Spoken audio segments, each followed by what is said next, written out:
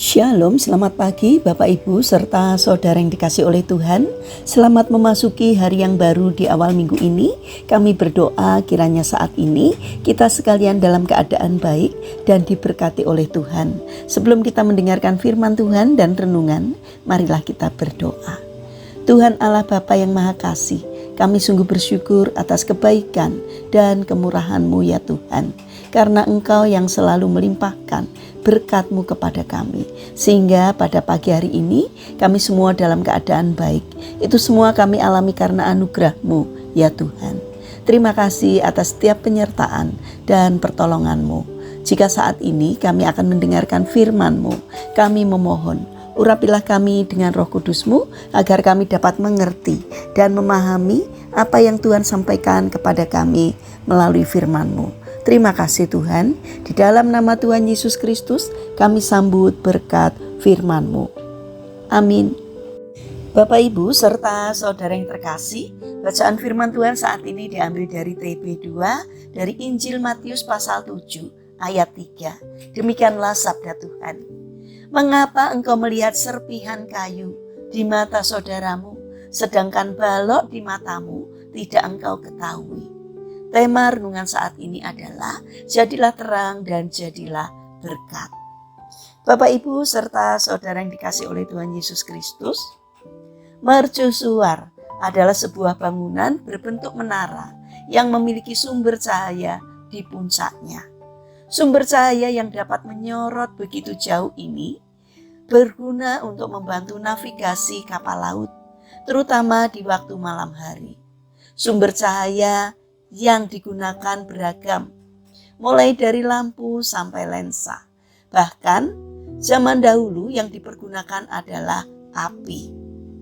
Namun karena saat ini navigasi kapal laut telah berkembang pesat, terutama dengan semakin canggihnya teknologi dan dengan bantuan GPS, jumlah mercusuar di dunia telah banyak berkurang.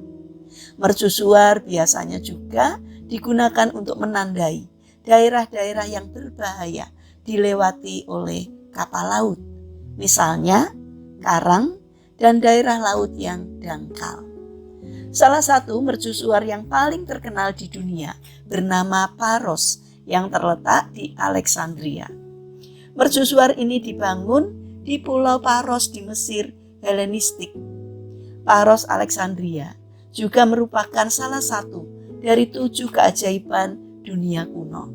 Karena selama beberapa abad, mercusuar ini merupakan bangunan tertinggi yang pernah dibuat oleh manusia. Namun sayangnya, Paros Alexandria mengalami banyak kerusakan yang disebabkan oleh 3 gempa bumi hebat yang terjadi antara tahun 956 sampai 1323 Masehi. Karena gempa-gempa inilah Paros Alexandria menjadi hancur dan hanya tersisa puing-puingnya saja. Bangunan unik ini bertahan cukup lama sebelum akhirnya mulai ditelantarkan orang. Sejak akhir tahun 2015 telah direncanakan untuk mengubah puing-puing bangunan di Alexandria kuno menjadi museum bawah air. Termasuk juga puing-puing dari mercusuar Paros Alexandria. Bapak Ibu serta saudara yang dikasih oleh Tuhan, berbicara tentang mercusuar, hal yang unik adalah menara tinggi ini dapat menjadi penolong bagi kapal laut yang melintas dari jauh dengan cahayanya yang sangat terang, namun tidak dapat menyinari kegelapan yang ada di dekatnya, terutama di bagian kaki menara. Terkadang kita juga bersifat seperti itu.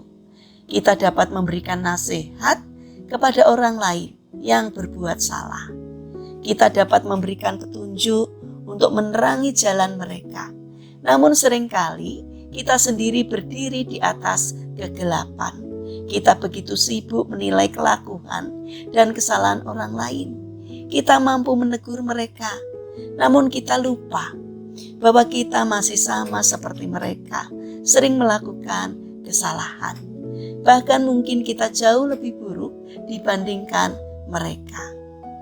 Bapak, Ibu, serta saudara yang terkasih, firman Tuhan mengatakan bahwa sebelum kita membantu orang lain, mengeluarkan serpihan kayu di mata mereka, keluarkan terlebih dahulu balok yang menutupi mata kita.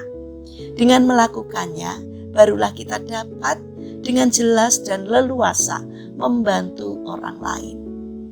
Tuhan Yesus mengajarkan kepada kita untuk tidak menjadi orang yang munafik, yang berlaku seolah paling benar, padahal kita sendiri juga masih suka berbuat salah. Mari kita selidiki dahulu diri kita sebelum berusaha untuk menegur kesalahan orang lain. Bapak, Ibu, serta saudara yang dikasihi oleh Tuhan Yesus Kristus, mari kita lakukan tindakan yang benar terlebih dahulu. Barulah kita mengajak orang lain untuk berperilaku yang benar. Jadilah saksi Tuhan, tidak hanya dari kata-kata, melainkan juga melalui tindakan. Mari kita bangun karakter untuk taat kepada Tuhan, supaya kita memiliki perilaku baik, supaya kita dapat menjadi terang bagi orang-orang yang ada di sekitar kita. Jadilah terang supaya Tuhan yang dimuliakan. Mari kita berdoa.